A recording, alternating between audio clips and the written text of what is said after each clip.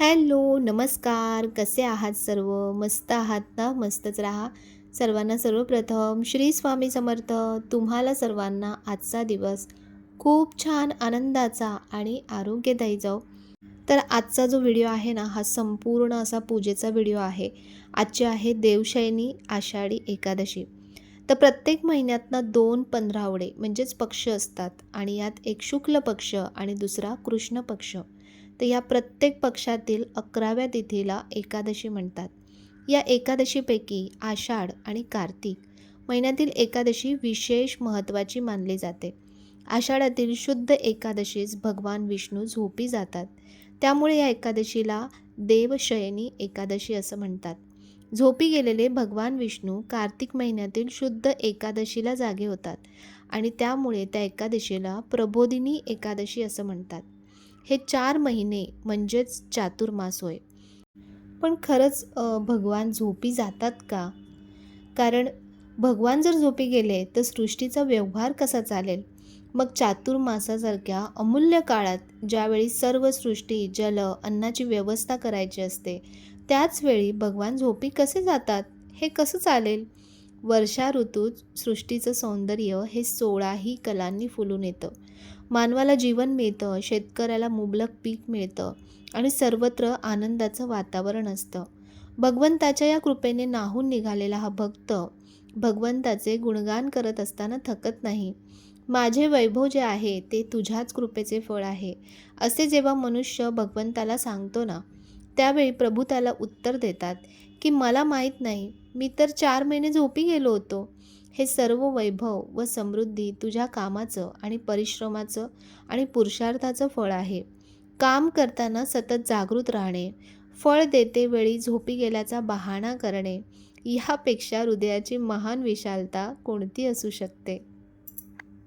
तर एकादशीचं हे थोडक्यात महत्त्व मी तुम्हाला सांगितलं. आपल्याला काही सण आहेत, सगळं आहे, सगळं माहिती आहे. पण त्या सणांचं खरंच शास्त्रोक्त काय महत्त्व आहे? कशासाठी हे साजरे केले जातात? ह्याचीसुद्धा माहिती आपल्याला असली पाहिजे. तर आज आहे ना, आता पूजा करता करता मी आहे ना, पांडुरंगाष्टकम म्हणणार आहे. या दिवसाची, पूजेची माहिती मी तुम्हाला सांगितली.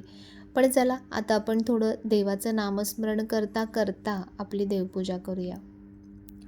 महायोगपीठे तटे भीमरत्या वरं पुण्डरीकाय दातुं मुनीन्द्रे समागत्य तिष्ठं तमानन्दकन्दं परब्रह्मलिङ्गं भजे पाण्डुरङ्गं तडिद्वाससन्नीलमेधावभासं रमामन्दिरं सुन्दरं चित्प्रकाशं वरं त्वेष्टिकायां समन्यस्तपादं परब्रह्मलिङ्गं भजे पाण्डुरङ्गं प्रमाणं भवाब्देरिदं मामकानां नितम्बं कराभ्याधृतो येन तस्मात् विधातुर्वसत्ते धृतो नाभिकोशः परब्रह्मलिङ्गं भजे पाण्डुरङ्गं स्फुरत्कौस्तुभालं कृतं कण्ठदेशे श्रियाजुष्टकेयूरकं श्रीनिवासं शिवं शान्तमिड्यं वरं लोकपालं परब्रह्मलिङ्गं भजे पाण्डुरङ्गं शरच्चन्द्रबिम्बाननं चारुहासं लसत्कुण्डलक्रान्तगण्डस्थलाङ्गं जपारागबिम्बाधरं कञ्जनेत्रं परब्रह्मलिङ्गं भजे पाण्डुरङ्गं किरीटोज्ज्वलत्सर्वदिक्प्रान्तभागं सुरेरञ्चितं दिव्यरत्नेन नर्गे त्रिभङ्गाकृतिं वर्यमाल्यावतंसं परब्रह्मलिङ्गं भजे पाण्डुरङ्गम् विभुवेणुनादं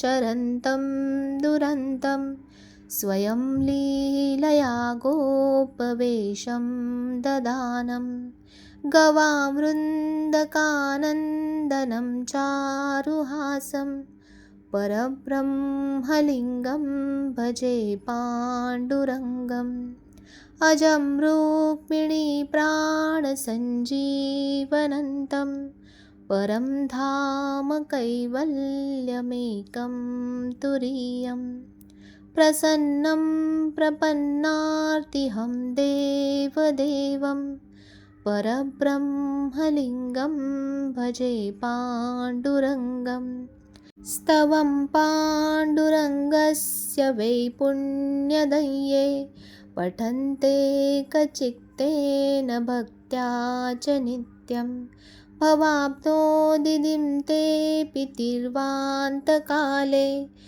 हरेरालयं शाश्वतं प्राप्नुवन्ति हरेरालयं शाश्वतं प्राप्नुवन्ति हरेरालयं शाश्वतं प्राप्नुवन्ति इति श्रीमच्छङ्कराचार्यविरचितं पाण्डुरङ्गाष्टकं संपूर्णम्.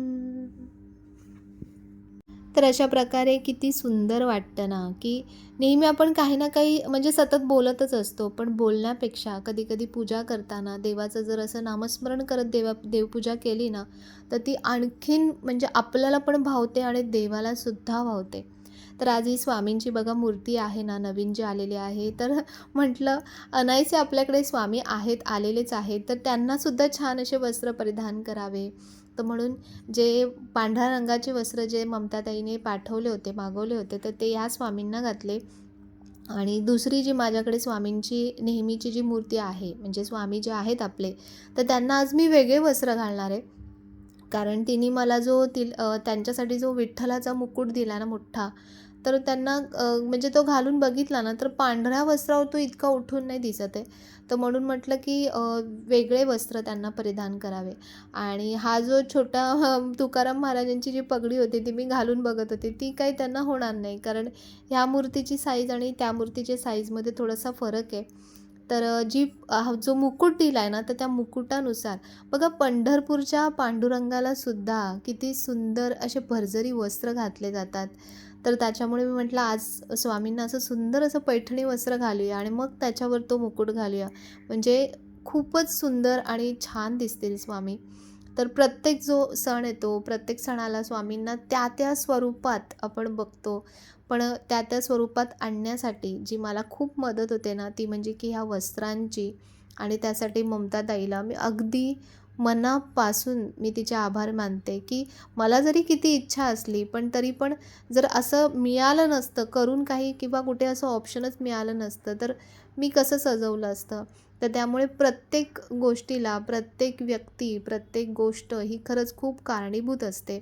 आणि बघा काय सुंदर दिसत आहेत स्वामी. म्हणजे हे जे वस्त्र आहेत ना, म्हणूनच मी वस्त्र बदलले, कारण पांढऱ्या रंगावर इतके उठून दिसत नव्हते. आणि जी रंगसंगती आहे म्हणजे मुकुटाची आणि वस्त्रांची, तर ती दोन्ही जेव्हा जुळून येईल ना, तेव्हाच ते वस्त्र आणखीन म्हणजे तो मुकुट, वस्त्र हे सगळं आणखीन खुलून दिसेल. तर दिसतायत की नाही स्वामी, अगदी विठोबाच दिसतायत. म्हणजे पंढरीचा पांडुरंग आज जसं सजला असेल ना, तर तसेच स्वामीसुद्धा आज सजलेत. आणि आजच्या दिवशी ना या तुळशी आईंना, म्हणजे तुळशी आईंना तर रोजच खूप महत्त्व असतं, पण आजच्या दिवशी त्यांना अनन्यसाधारण असं महत्त्व असतं. बघा वारीमध्ये पण जेव्हा सगळ्या स्त्रिया जातात, तर डोक्यावरती तुळशी घेऊन वारीमध्ये जातात. तर माझ्या इथे इतक्या सुंदर तुळशी आई आहेत आणि इतक्या सुंदर त्या, म्हणजे त्यांच्या रूपाने मला असं वाटतं की त्या नेहमी आशीर्वादच देत आहेत. तर म्हणून त्यांचीसुद्धा आज खूप छान अशी साग्रसंगीत पूजा केली व्यवस्थित. आणि आजची पूजा ना खूप खूप खूप सुंदर झाली होती आणि मी अजिबात काहीही कुठल्याही गोष्टीची पूर्वतयारी केली नव्हती, की स्वामींच्या वस्त्राची म्हणा किंवा आता जी पूजा मांडली त्या पूजेची म्हणा.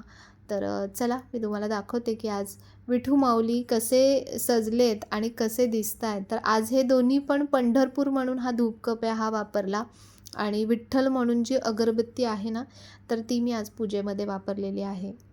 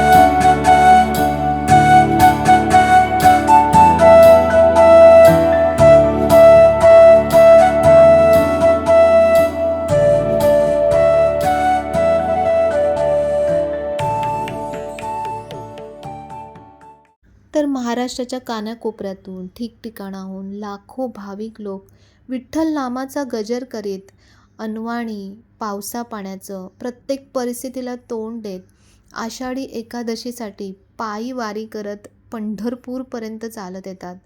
तर पांडुरंगाला हीच प्रार्थना, की देवा सगळ्यांना सुखी ठेवा, चांगली बुद्धी द्या आणि सर्वांचं रक्षण करा.